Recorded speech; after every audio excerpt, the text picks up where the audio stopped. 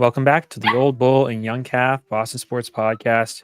And we have some stuff to talk about today. A lot of the big sparks and fireworks that come with this time of the year are a bit over. We're going to touch on the Patriots. We are on the outside looking in right now with the I hear myself. Whoops. I had the other thing pulled up in the background. We're on the outside looking in. Chiefs back in the Super Bowl, Eagles. We're going to touch on that a little bit. We also have the Celtics flipping a coin, right? What team are we going to see each night? We don't know where that's at, so we're going to touch on that. And then the Bruins. There was some talk from the front office. We're going to discuss whether we like that talk, how we feel about it, and everything around the Bruins. And my dad talked about doing some sponsorships. We didn't do it last week, but just for fun, we're going to give some shout outs to a couple of the places that are run by people we love, care about. Even though we only get a couple dozen viewers, why not, right? Why not celebrate them? So what do we got, Dad? Yeah, we do it for free. We just like to mention their businesses. Couple Florida businesses. My friend William McCormick, one of the top therapists in the Pinellas County area. Look him up if you are in need of therapy and know someone who is. And the amazing boba teas from Moonlight Boba from my lovely girlfriend, Cinnabon. All Man, right. I Will's got to get you in there, Dad. If anyone needs therapy, it's my dad. We know that. So hopefully maybe through the sponsorship deal, you can get like 15 minutes, talking to him. But in any I'm case, literally the most sane person on the planet. there you go. You Like, know what I I do might not need need it. therapy for? You know what I might need therapy for? And I really shouldn't, What is that? is the Kansas City Chiefs once again being in the Super Bowl. Oh, And here's the thing, right? I don't think any of it should matter. And the most basic fact of it all is that Tom Brady is 2-0 against Patrick Mahomes in the playoffs. Patrick Mahomes wins 7, wins 8, wins 9, 10, that would be crazy, right? But just like if Tom Brady, could you imagine trying to make the argument that Tom Brady's better than Montana if Montana beat Tom Brady twice before he retired? I think that's a really hard argument to make. And I don't think that discredits Mahomes. I think Mahomes is on pace to be the second greatest quarterback of all time. But that title is firmly in Tom Brady's grasp with those two victories over Mahomes. So I'm not sweating it too much, Dad. How much are you concerned about this? um, Matt, I tell you, I get what you're saying. If this kid wins 8 Super Bowls, that's how I roll. He's the greatest. It just is. And you know how painful that is for me to say. One Now, second. he's got a One second. long way to go to win 8. So, but I feel like that's a great tiebreaker. If he ends with 7, like Brady, well, who won head to head? Brady did. There's your tiebreaker. No, I think it's a good point, but I'm never going to give him his flowers. At least when it comes to Brady, can't do it. I'll give him his flowers over anybody else, but I cannot do it against Brady. And Jeff Unknown, you guys poached our defensive line coach, and I'm only teasing. Yeah, Jeff, we haven't talked to you since the Lions lost. Man, that was a massive disappointment. I feel I feel really bad for you Lions and guys. Bills. I wanted the Lions and Bills in the Super Bowl. I felt like, those poor franchises could have used some love, used some Super Bowl love after all the losing they've been through. And gosh, what a painful weekend for both those teams. Yeah, and Jeff, I mean, this is what the Patriots dealt with, right? And it really separates the flash in the pan teams from the really good teams. Is when you have success and you lose all your coordinators, you lose all of your ancillary staff and everything like that. You're getting poached left and right. Can you still keep up success? The Patriots did it with Weiss and Cornell. Remember those guys, right? When we lost those, it's like, how the Yeah. frick are we ever going to do this again? McDaniel's leaving. I don't know if we ever won with Bill O'Brien. Did we? Once? No, I don't believe we did during his tenure. Yeah. But Jeff, man, we know your pain. Anytime back in, the prime Patriots lost, it was absolutely brutal. And I don't want to discourage you, bud, because you guys are still going to be at the top in your conference. But man, losing Ben Johnson and Aaron Glenn, And Aaron I Glenn. feel like that's going to make it a little tougher to get that number 1 seed next year. But hey, it's another year experience for you guys, and you guys are still going to be loaded, so you're going to be Yeah. there. Yeah. And one of the things we're going to touch on is some of the new hires and the defensive coordinator coming over from the Lions, right? This is Vrabel's guy. Vrabel had him coach in place of Vrabel in a few preseason games when he was in Tennessee. Might have been the heir apparent in Detroit to be their defensive coordinator. And we, of course, will never know that. But he picked us, and we've become a destination. And that feels really good. For once, I think we've found a way to become, an actual place people want to be. I'm happy for Williams. He deserved the promotion. I don't know what this guy does. All I know is that the Lions did a great job of generating pressure, no matter who they had out there. Even when Hutchinson went down, you guys still found a way to generate pressure, and I think that's a good sign for the Patriots because that's one of the things we sucked at was generating pressure. If this guy can make Keon White take a next step, if Barmore comes back and Barmore can, be an impact player, that'd be great. But I think, from my perspective, getting Vrabel, getting this guy, this defensive line specialist as a defensive coordinator, I think this really highlights the ceiling for a player like Abdul Carter. And I think there's a great chance Abdul Carter goes 1 or 2. So I don't think he gets to us. But those sort of blue chip prospects, I have a lot more comfort getting those level of player around this coaching staff because I feel like they're going to get the most out of it. I'm really excited about this coaching staff, Ted. Yeah, Williams was my second choice. I wanted Robert Saleh in here, and I really thought that if he didn't get a head coaching offer, he would come with Vrabel. But hey, Williams, he's put his time in. He knows his stuff. Vrabel's confident in him, and so I'm cool with that. But there's a couple more big hires today. One I really like, I- they brought in was it Doug Marrone? He's kind of like an underrated coach. He's had some success in the NFL, and there's talk that they think he's going to be in charge of the offensive line.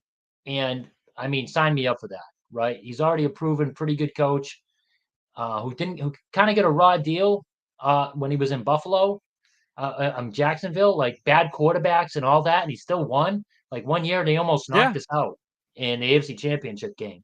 So that's pretty damn impressive back when we were like running on all cylinders. So the point I wanted to get across is, I teased in the headlines on the Facebook post is you notice how there isn't any scuttlebutt, rumors, any talk about what the Patriots are going to do to retool, like who they're bringing in, any of that type of stuff. I love that. Because if you remember last year, as soon as we got rid of Belichick and Mayo started talking, it was a lot of bashing of Belichick, a lot of giving away. Oh, we're gonna drop some cash. We're gonna burn cash. All that crap. Like to me, this signals that like Peter said, we have adults in the room now. Everyone's gonna shut their mouth and we're gonna go to work and we're gonna turn this damn team around. And I just feel like that's a great sign that we're not hearing crazy rumors about us spending all that stuff, who we're drafting, you know, even though it was the right pick and a great pick getting Drake May, they even basically told us, if you remember, Matt, in some of the hints they were dropping, we're taking a quarterback, we're taking Drake May. There's no need to tell the league that. There's no need to. Like, play it close to the vest. Have some strategy going into the draft, for certain purposes. It messes with the other team's head. Maybe they pick someone ahead of us that they wouldn't have because they think we're taking them. I don't know. Maybe someone offers an insane trade that we cannot refuse. So I love that we're not hearing really anything besides good coaches we're bringing in. No, I completely agree. And, one of the things we, really have a hard time not noticing is the difference in years of head coaching experience. We went from one end of the spectrum to the other, and you have to give Kraft credit for this, right? He didn't bring in almost any head coaching experience with this last regime. He tried to go completely green. He went with I forget Covington as a defensive coordinator, zero, high level coaching experience. Alex Van Pelt, he was always the bridesmaid, never the bride, right? Over in Cleveland, came over. Of course, that Never didn't go call well. plays. Mayo, Yep. same thing. I mean, top to bottom, Donta Hightower, our linebacking coach, there really was no adults in the room. Pete, I don't know if you're going to listen to this later, hear this, but shout out to you. I think that's the best way to put it. And at this point, we jumped. I mean, we have to have over 10 years of head coaching experience when it comes to this team. And I think that's going to bring a level of professionalism that we didn't have last year. Last year, there was a lot of reports coming out about, a lot of dancing at, training camp, a lot of standing around, unsure how to approach this drill, that drill. Like it was a lot of dead zone, right? Like dead space with this last team. And I don't think that's going to happen this year. I think you have a lot of different tools to make this team run efficiently. So I'm super excited about it. And, whatever we do, I do like the close to the chest approach because it feels very Bush League to let so many things get out. And last year it was embarrassing. After every game, not only did we get a loss, but we got kicked in the balls because our coach was saying something stupid after it.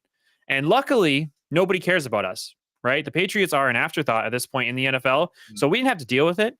But if I had to go to a place every day and defend what Jerod Mayo was saying, I would have gotten freaking fleeced because he could not keep his mouth shut. I don't think that's going to be a problem at all. So I'm so much more excited for this team going into next year. I don't have to convince myself because that's what I was doing last year, was trying to convince myself it was going to be something it wasn't. And man, we got exactly what we were anticipating. Now we can anticipate a level of professionalism that I'm really excited for. So bring it on. I put myself on the line early last year and said I honestly feel like it wasn't the year that just passed, the atrocious year. I said, but the year after, I feel like they make a lot of solid personnel moves. They rebuild the offensive line, and Drake May's who we think we are. We'll be Super Bowl contenders, meaning this coming year. Now, obviously, it didn't work out with Mayo and his staff, but I'm still standing by that. We had a great coaching staff now. This coaching staff feels really good. We got those guys, and if they just, they rebuild the offensive line and it looks much better and performs much better, and they bring in a number one wide receiver, and the defense, I think, is just naturally going to get better. We got tons of cap space. We can get some impact players to throw in there. I think we can be back to being Super Bowl contenders, which by definition, when I say that, means we don't just make the playoffs, but we make it to the second round. Once you're in the final eight, that's it.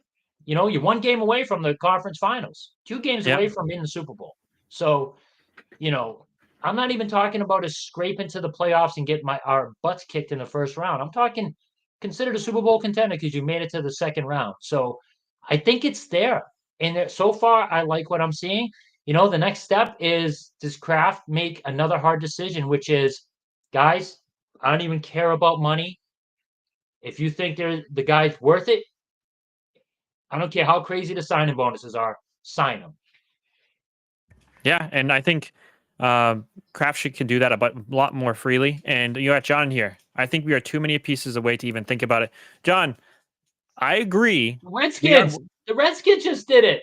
The Redskins just did it. John, I think one of the big curveballs here is the amount of cap room we have. I mean, if we were the Saints right now, nobody wants the Saints job. They cannot get a freaking coach. They have Derek Carr on an albatross of a contract who refuses to take a pay cut. I don't blame him, right? Get your money, Derek Carr, whatever. And they really need to, offload assets. You know what I would love to do is I would love to go get that Chris Olave kid. I would love to go over there and say, hey, what's a bad contract that you trying to get rid of? Give us that bad contract. Give us Chris Olave. I'm going to butcher his name. And then, and maybe we give them like a 4th round pick or something like that. Eat some dead money for them because they're over the cap. So I think we're closer than other teams. One of the big issues we had in comparison with the Redskins is the Redskins have Terry McLaurin. We need to get that 1A wide receiver. I think that's one of the biggest differences between us and the Redskins. If we can get that 1A wide receiver, then we got the quarterback, and I think we all have faith in that. So I wouldn't put it past us to actually contend for the playoffs.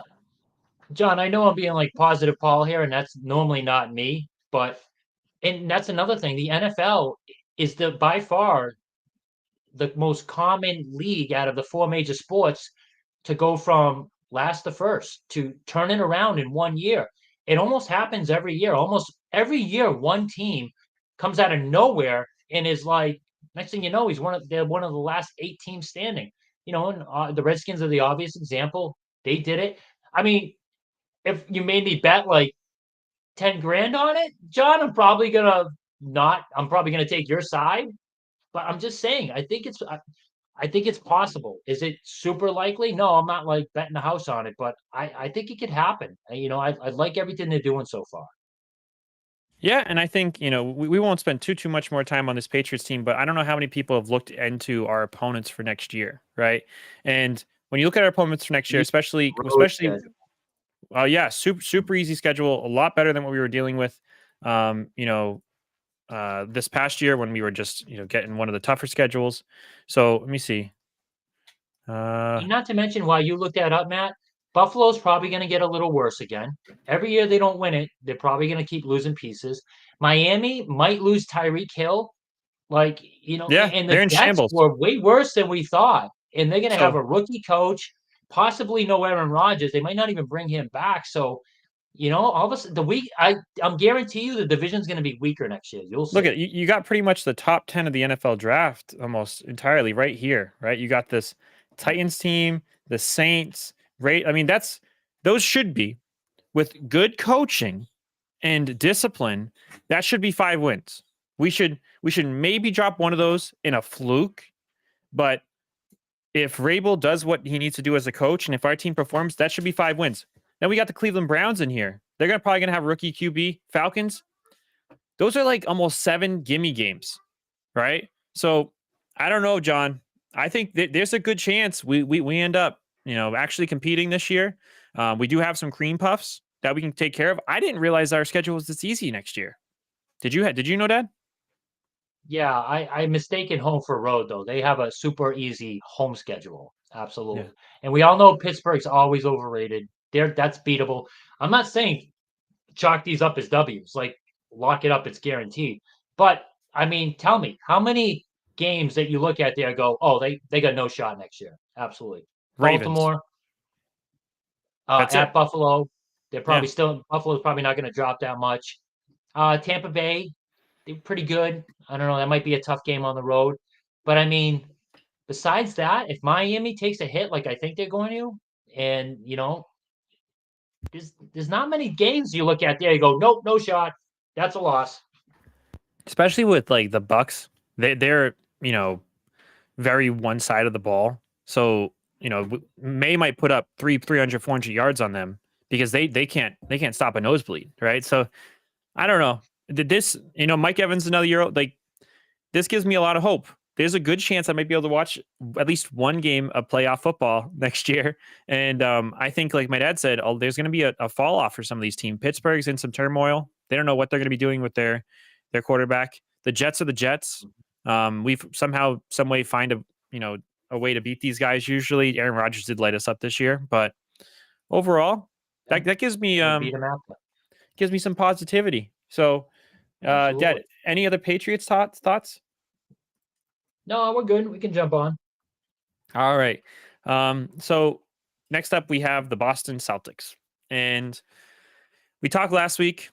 My concern meter is still at absolutely zero.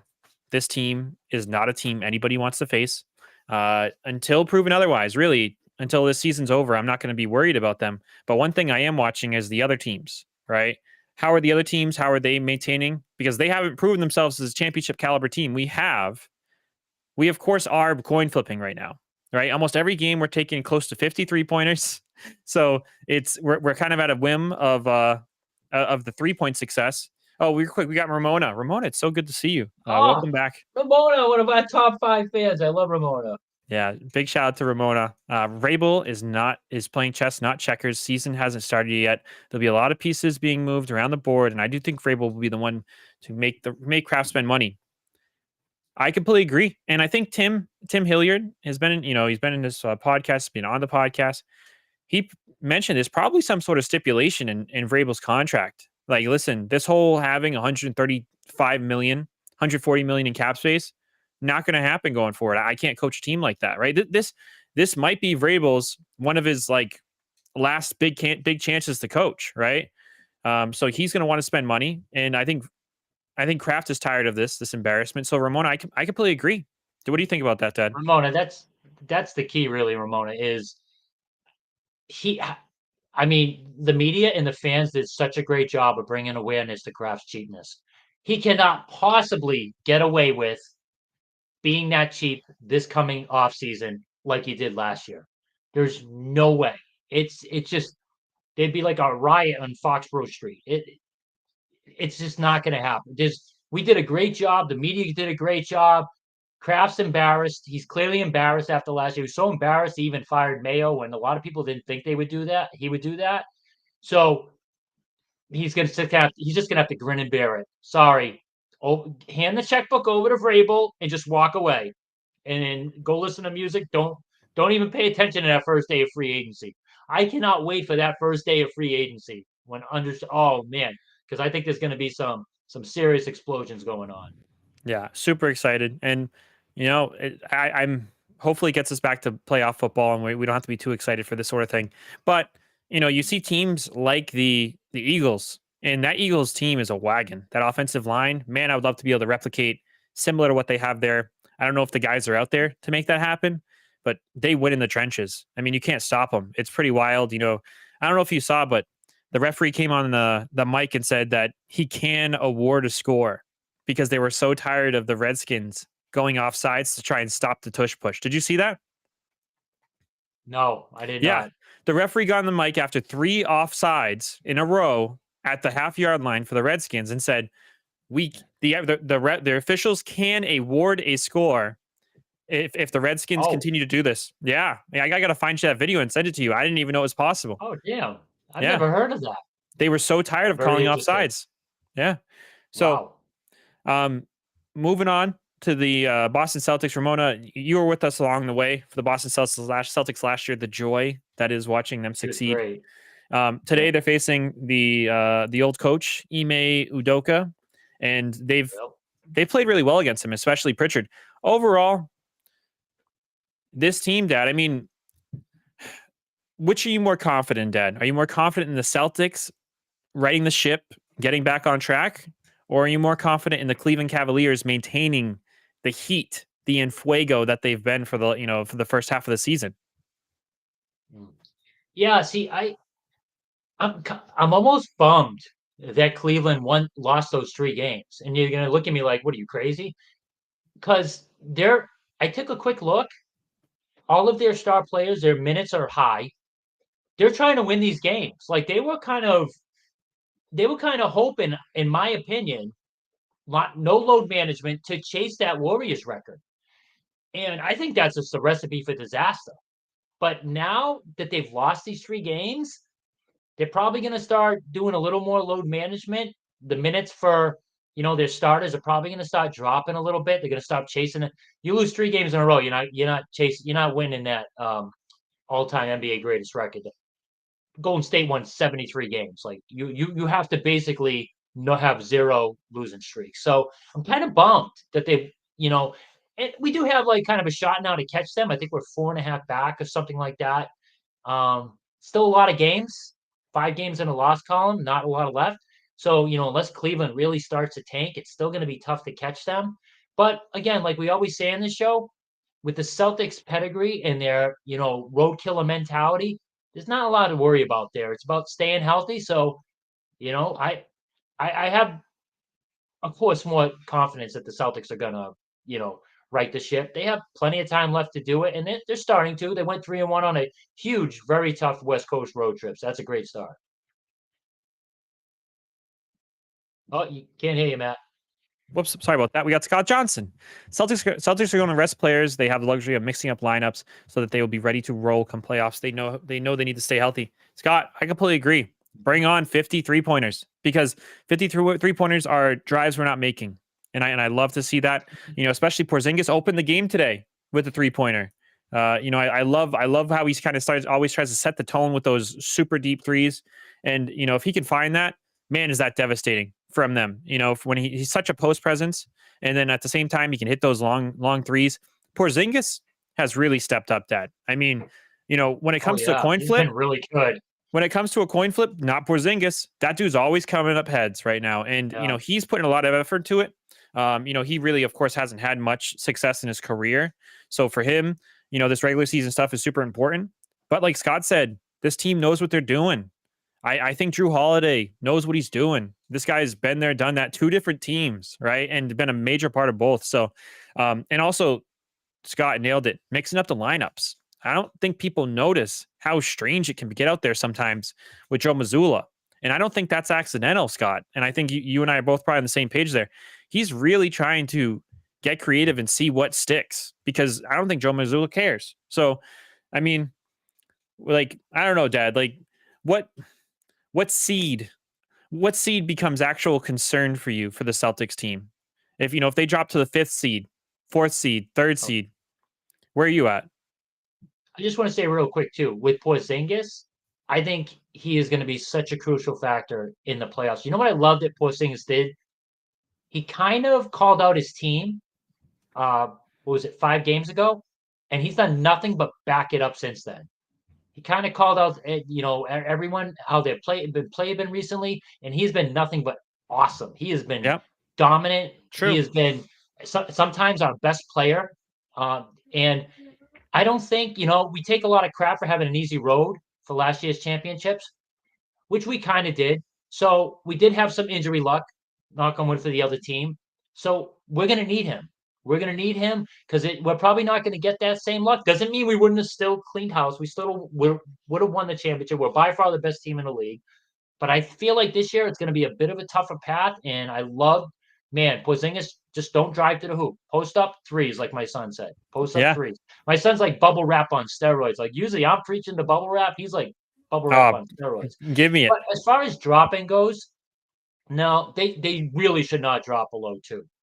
Like I get it. The Knicks are kind of improved. The Bucks are kind of bouncing back, Yeah, but there's in two in the no. last 10.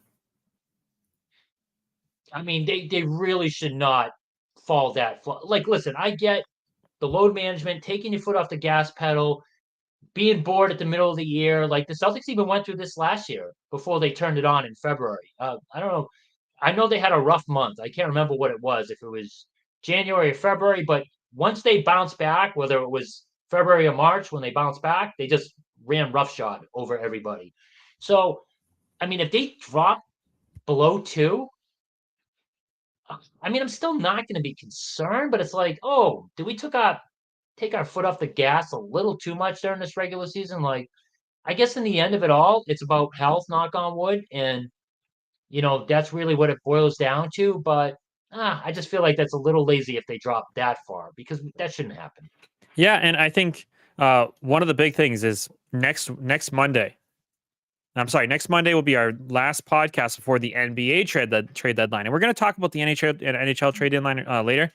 But Brad Stevens has made a trade at every single trade deadline since he became a GM. And each trade, I think, has added a ton of impact and a ton of value. Xavier Tillman, whether he's, a shell of himself this year, he's struggling or not, he made an impact last year. He had some great minutes, especially in the finals, guarding Doncic, came in, was a big part of that, right? Now, Dad, just a little trivia of these most recent games. Who does it seem like they've been kind of highlighting these last few games that they really haven't earlier in the season? What end of the bench guy have you noticed? I mean, Springer Yes. single-handedly beat the Clippers. I mean, if you watch that game, he basically Yeah. single-handedly beat the He had like Clippers. five steals, right? So Jaden Springer, for Yeah. some reason, getting a lot of play time. He got to play in overtime, right? Big part of that. So I would love to see Jaden Springer traded. I think I saw this. I saw this on Reddit. Trade Jaden Springer, trade some second round picks, and we got a ton of them, and try and go out there and get a guy like Walker Kessler. Great rim protector, big body. He's out there in Utah. Give Trader Danny a bunch of those picks he loves to hoard, and go and get that guy. I mean, is there anybody else that you would like to add at the trade deadline, Dad? No, as you like to say, plain mayonnaise and white bread. I really don't even want any trades. I love the roster the way it is. Like I mean, you go and get that guy, Kessler, now you're talking about, Kata, who I feel like who had a drop after getting off to a hot start, and he dropped for a little while, but he's come back on lately. He's been playing better. Cornette, I feel like Cornette's underrated. He's better than people want to give him credit for, and but the Kessler guy would be good insurance, knock on wood again, if something, God forbid, happens to Porzingis, and the old man Horford, how we're always talking about cut his minutes in the regular season. If I had my way, that guy wouldn't play another game until there's like 5 games left in a regular season and use that as like a training camp. But so, I mean, Yeah. I wouldn't be completely against it, but I feel like the chemistry on this team is so fantastic. It's just full of winners. Even the bench guys who don't play, like Tillman, he can have like a beef. Like he never cracks the lineup anymore. He don't say anything. He just supports his team. So, and those players, guys who don't ruffle feathers and create controversy aren't too bad either. No, I agree. I agree. One thing I will say, Walker Kessler, second in the NBA in blocks per game. He's at two and a half blocks per game, only to Wembanyama. So he does impact it. But I will say this: he shoots 50% from the free throw line. So that's a big yikes, Mm. especially for any smart coaches when you're facing Spoltra and everything. He might find his way off the court. But Hacker Kessler. Yep. yeah, Hackett Kessler. So very happy with the Celtics. At this point, All-Star game can't get here any sooner. I hope Derek White doesn't make it. I hope Drew Holiday doesn't make it. It really sucks that Tatum and Brown are going to be on that All-Star game. Do you want Brown in the dunk contest, Dad? Oh my goodness, don't get me started with that. There's no rumors of that, is there? I think There there is better not rumors. be. I think there is rumors. Oh, NBA. don't, don't do that to me. No, I don't want our two stars anywhere near any of that. I don't even want them in the All-Star game, but of course they're gonna play. So no, no, thank you. I'm all set with that. I would love maybe a 3-point contest. Can we get Pritchard in there? Something. I'll take 3-point contests. Those Sure. sort of thing. But one thing Yeah, I will say, I don't want to hear it. Don't tell me you're tired. Don't tell me they played a long season. They didn't get it all. Don't I? yeah. This team is tired, right? They are. Um, but if there's an opportunity, of course, I think just take the time off, right? I know Adam Silver. He's trying to morph the All Star game into something that the players obviously don't want it to be, and have all this Mm. extra competitiveness, 3-on-3 or 5 on whatever, right? Short games up to 30. I don't know, but There's like 4 teams. One's like a youth team. yeah, Hopefully, Brown and Tatum's team get knocked out in the first round, and then yes. let the youth team play the winner Oh, of the I other know. group. So Yeah, and it's also dangerous, when you take these youth guys who are making, oh, almost they're gonna want to prove a point. they're gonna want Yeah, to prove a point. I'll tell you, like the 500,000 or however much money they can make is worth way more to them than it is to Brown and Tatum, who are both making like 70 plus million a year. So you don't yeah. want these guys freaking missiling around. So we'll see. I think it's going to be another failed experiment, and I hope it's going to be another failed experiment by the commissioner because I don't want any part of it. So, any other Celtics thoughts, Ed? Now let's move on to the Bruins. All right, the Boston Bruins. So I touched on this at the very start. There's been some talk, especially with the trade deadline looming. When's that trade deadline, Dad? You said March what? 7th. March 7th. So we're about a week. I'm sorry, a month and a couple weeks away. Neely came out, which I feel like is new. I don't recall Neely coming out, this far away from the trade deadline. Said some things, Dad. What did Neely say, and how do you feel about it? So he basically hinted at there could be some major selling going on if it's looking like the playoffs are dire. And I kind of hate that he did that. I would have rather him kept his mouth shut to see, you know, who is like man enough, who is like professional enough to turn it around on their own. So he lights a fire under him. They won their last 2 games. Again, a little like they beat Colorado. Fantastic. I feel like they got lucky. They had 14 shots on net. So it was like the Colorado goalie had a terrible game. Pucks were just squeezing by, and they gave up twice as much as that, twice as many shots as that.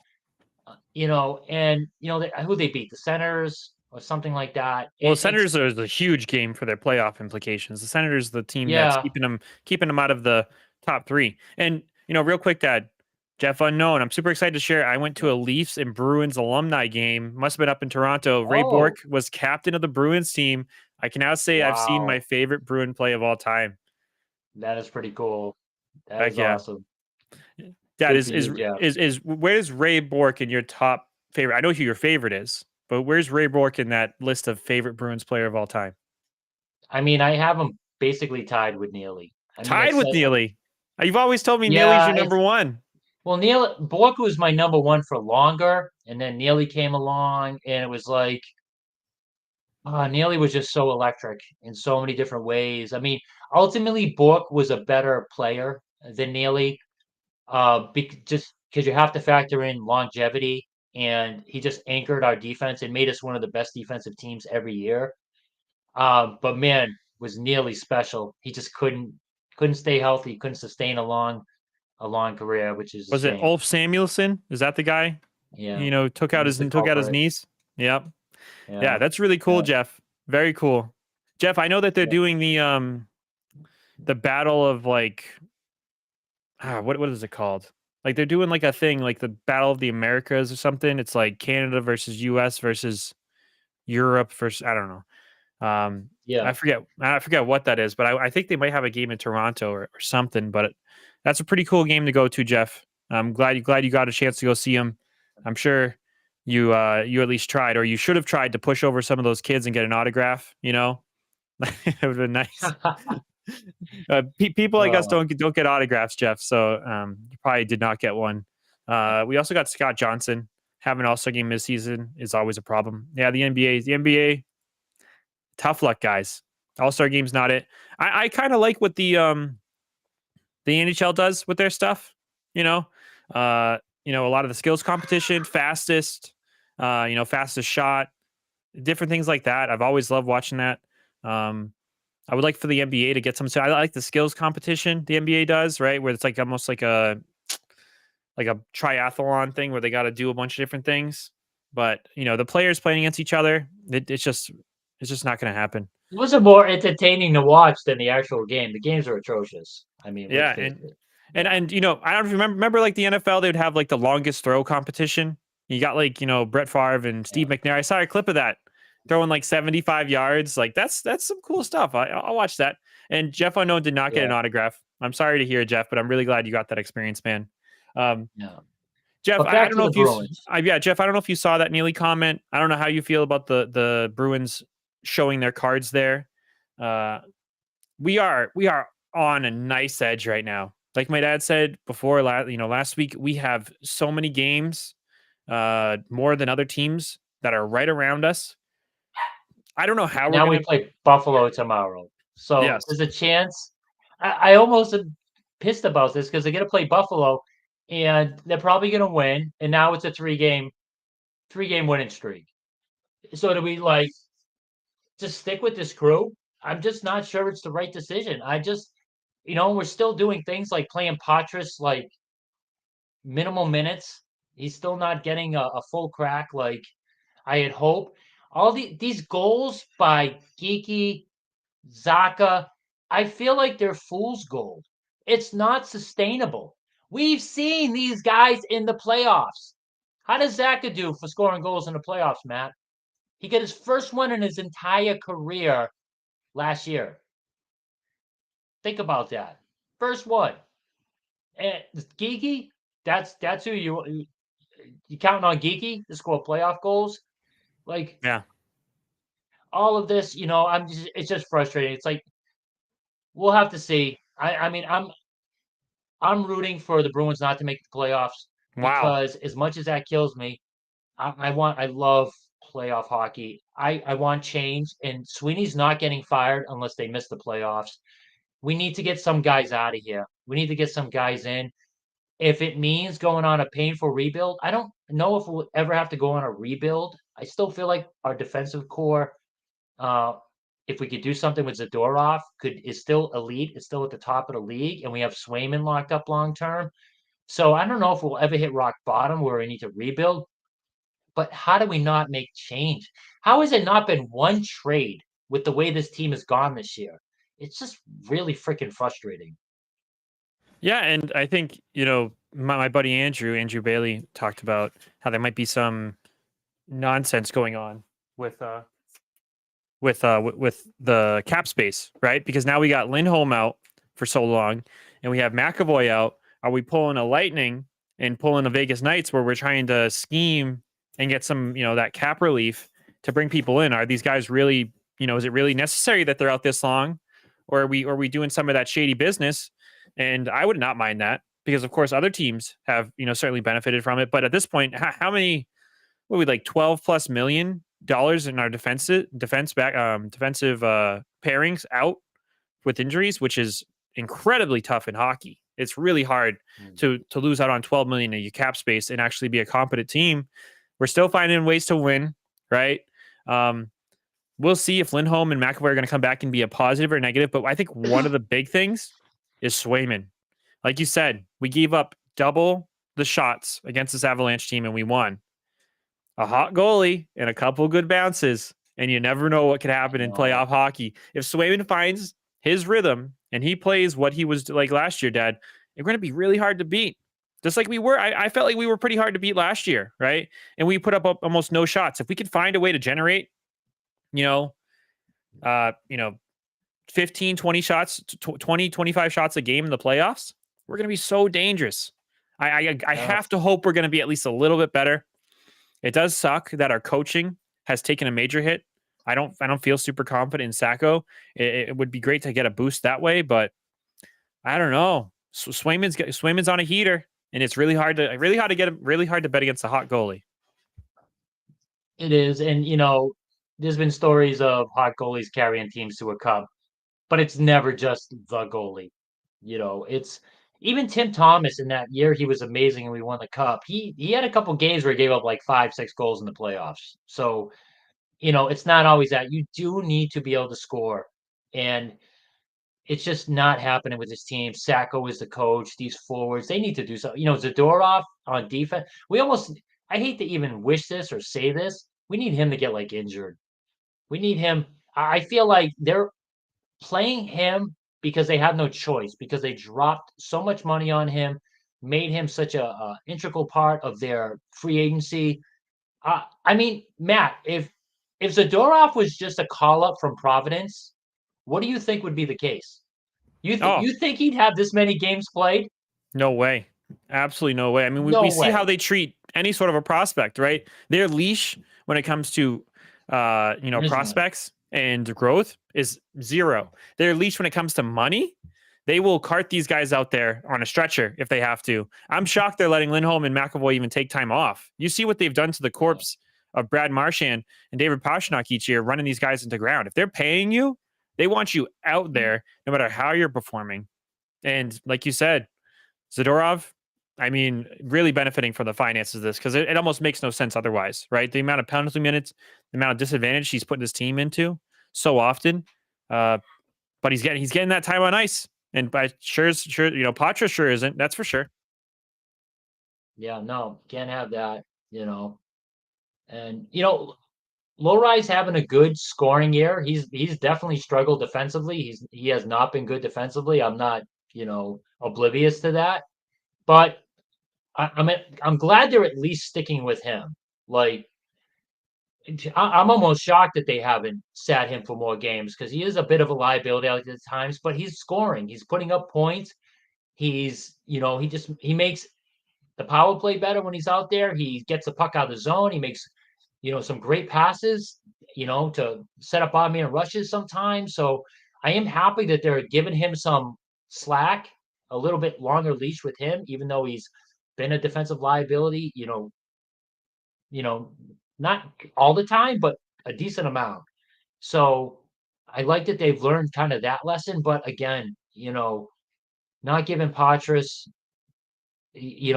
like top minutes, trying to see, can we see what he can do on the top six, please? With these, they were playing him a little bit with Coyle and Marchand, but I think they got away from it again. It's like, come on, man. You're just gonna keep cutting that kid's minutes down till you drop Yeah. him back in Providence again? Is that what we're gonna do? Yep. Yeah. And also he almost gets no time in the faceoff circle. He's supposed to be a center. Like, can we get Yeah. him some faceoffs even if he fails? I mean, one thing so big shout out to Elias Lindholm. He won 14 faceoffs against that Avalanche team. 14 wins, Yeah. 3 losses. That's a I big don't deal. That is a major deal. And I mean, we felt the opposite of that when we had Oh, that in the playoffs, we the couldn't playoffs win a last year. face-off to save our lives. It was Yeah. awful last year. That Yeah. and lack of shots. Remember, we'd go a whole period with one or two shots. That and face-offs. It was a miracle we made it to this freaking second round. Yeah. We No, got I to a can, game like six or whatever it was. That's a miracle. yeah. No, I mean, overall, Lindholm's been, kind of what we needed in that spot for a center. I mean, of course, he's not that 1A, but him winning No, faceoffs, hopefully, it can happen in the playoffs. That'd be great. Didn't Marchand have double hip surgery over the summer? Yeah, he did. Martian's every summer, Jeff, right? It's like it's not a matter of if he's going to have surgery. It's like what is he going to have surgery on? It's He's just small and old. What are you gonna do? He's small and old. yeah, not much you It's can do about it. and they Bruins overwork him. The Bruins overplay him. He doesn't take any games off. He plays max minutes every night. It's like they don't protect him from himself. Yep. All What are right, you gonna Dad. do? We're 46 minutes in. Any other Bruins takes you want to drop? Uh no, I think we covered everything. Yeah, no, and I appreciate everybody tuning in. It's always fun. Ton of exciting times ahead. We are going to have the NBA trade deadline coming up. I know my dad says he doesn't want to trade for anybody, but maybe we'll touch on a little bit Oh, of that next week. real quick, Matt. What What? any thoughts on the Celtics ownership situation? Oh, yeah. My dad bringing that up. So it came out from Bill Simmons. Bill Simmons is not a fantastic source, but he does care a lot about his reputation. And so he came out and shared that the person who owns the Philadelphia Eagles is interested in the Boston Celtics. So, one good thing, this guy actually graduated from Clark University, which is right where we live, Dad, right over on West Boylston Street in Worcester, Massachusetts. He went to a couple other Boston college. Is a massive Boston fan. He loves our sports teams. He actually tried to buy the Patriots in the '90s, but something happened with his family and he had to pull out. And now he's interested in the Boston Celtics. We looked him up. I think his valuation is somewhere between 5.5 billion. I don't know if that includes the Eagles, right? But I think let's this is a no-brainer, but I would love them to bring up some young guys. Yeah, for the NHL. Completely agree, Jeff. And let's pull our money together and buy the Celtics. Jeff, I'll tell my wife right now the house is going up and we're gonna help this New house this is out. we're gonna turn Yeah, this you know guy's the drill on this show. We're crying for the Bruins to bring up Lysol and Merkulov and Patriots all the time. So I hear you there. And yeah, let's see what the old bull has on the credit cards. I don't have any credit card debt, so I got like 4 or 5 credit cards, right? We max those babies out. We could be sitting in box seats watching the Celtics. see what do you need the old bull. The old bull is actually an author. So Jeff, I know, and I don't know if you know this, but he's retired and he's working on his writing career, and it looks like it's about to take off. So we just need him to churn out some books, make the next Harry Potter. Come on, and then um, Yes. and then maybe we could turn that guy's 5.5 billion to 5.5 billion and a couple $1,000. So we'll see. But Dad, I understand we want a certain amount of money, but a lot of times those guys don't just they're not themselves, right? They bring in a group of people. And if you have somebody who's a fan, a true fan of the team, who loves the team, who comes in with that amount of money, and then he's a driving force within that group, it makes it a lot more appealing to me, right? There's the benefits of like, oh, we should get Jeff Bezos in here. We should get these like mega rich guys in here. But we of course they have no connection to the team, right? So a billionaire who loves the team, get him in here. A guy who wants to see the Celtics win multiple championships, right?